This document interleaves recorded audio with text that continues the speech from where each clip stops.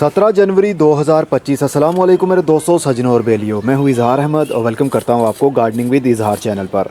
आज मैं कुछ सैकुलेंट पौधों की प्रोपोगेशन करने वाला हूँ। सैकुलेंट पौधे ऐसे होते हैं जिनकी पत्तों के थ्रू ही प्रोपोगेशन होती है और कटिंग की थ्रू भी, लेकिन इसकी पत्तों के थ्रू हम बहुत अच्छे से ग्रोथ करना सीखेंगे।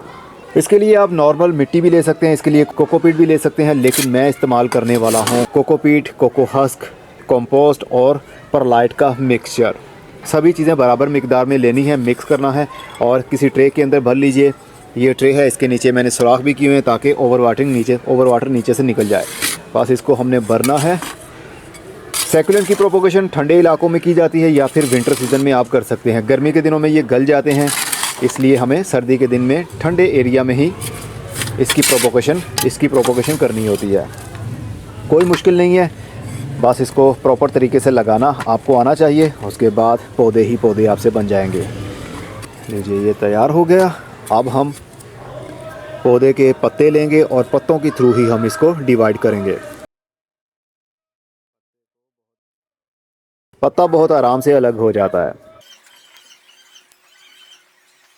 और पत्तों को लेंगे और सीधा या फिर उल्टा जैसे भी आप लगाना चाहें आप लगा सकें। रूट यहाँ से निकलना शुरू होगी। इस तरह लगा लीजिए या फिर इस तरह लगा लीजिए।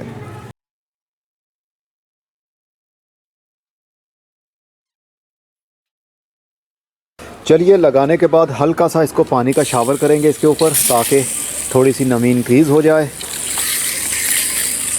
बहुत ज़्यादा पानी नहीं देना, नहीं तो ये पत्ते गल जाएंगे।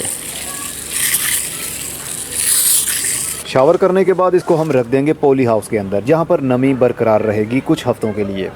इस गमले को मैंने रख दिया है अपने इस पॉली हाउस के अंदर, जहाँ पर नमी बरकरार रहती है। अब ये यहाँ पर बहुत आराम से अपनी नई ग्रोथ को, नई ज़िंदगी को शुरू कर पाएंगे। देखते हैं कितने हफ्तों के बाद में इनकी रूट्स निकलती हैं और ये पौधों की सूरत लेते हैं। 1 महीने बाद इसको तकरीबन 7 दिन हो गए मैंने पॉली हाउस से बाहर निकाल कर रख दिया है, क्योंकि अब गर्मी कुछ जल्दी ही शुरू हो रही है।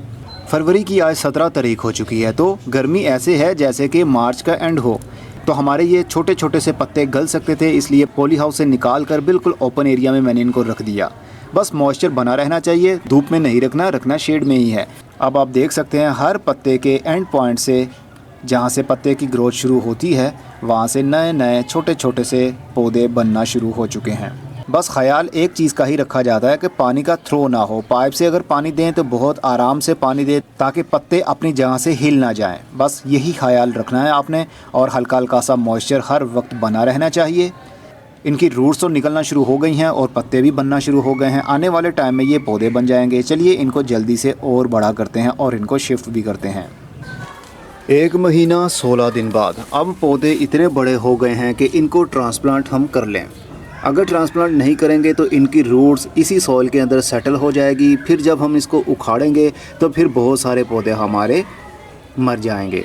तो यही राइट टाइम है इन पत्तों को निकालने का और अलग अलग गमलों में लगाने का। इन पत्तों को लगाने के लिए मैं जो सॉइल यूज़ कर रहा हूँ वो बहुत लाइट वेट है। इसमें मिट्टी नहीं है, इसमें राइस हस्क ऐश और कोकोपीट का मिक्सचर है, दोनों 50-50। तो छोटे छोटे गमलों में मैंने भर लिया है। एक गमले के अंदर 1 पौधा लगाऊंगा, किसी गमले में 2 पौधे लगाऊंगा। जब वो बड़े हो जाएंगे तो फिर उनको और भी किसी बड़े गमलों में शिफ्ट कर दूंगा।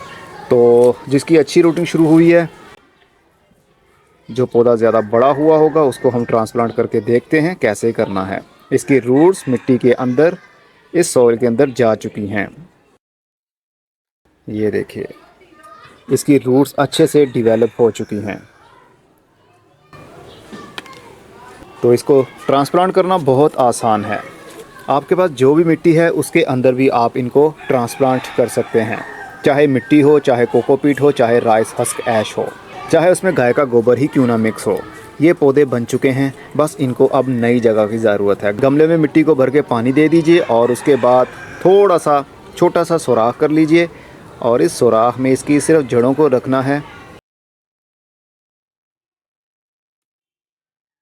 बस अब ये पानी देने की भी ज़रूरत नहीं है, क्योंकि बारिश हुई, बारिश की वजह से ये सॉइल पूरी गीली है।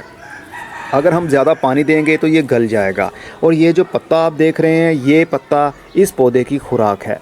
जब तक ये मैच्योर नहीं हो जाता, ये अपने इस पत्ते से खाना लेता रहेगा और ख़ुद को बढ़ाता रहेगा। और जब ये पत्ता गल जाएगा, इसकी रूट्स अच्छे से डेवलप हो चुकी होंगी, फिर इसी मिट्टी से ये खाना लेने लगेगा। तो इसी तरह मैं सारे ही पौधों को ट्रांसप्लांट कर लूँगा। और एक पौधे से हमने कितने सारे पत्ते निकाले और उन पत्तों से कितने सारे पौधे बनाए, आपने इस वीडियो में देख लिया। ये इसका मदर प्लांट है, जिससे हमने बहुत सारे पत्तों को तोड़ा था और अलग पौधे बनाने की कोशिश की थी, और हम 100% कामयाब भी रहे। अब इस मदर प्लांट के ऊपर देखिए फ्लावरिंग भी आने लगी है, फूल खिल जाएंगे आने वाले टाइम में, लेकिन इसके बीज आई थिंक नहीं बनते। आई थिंक ये सिर्फ पत्तों से ही ग्रोथ करता है, बीज से शायद ग्रोथ करता हो या ना करता हो, ये मेरा कोई एक्सपीरियंस नहीं है।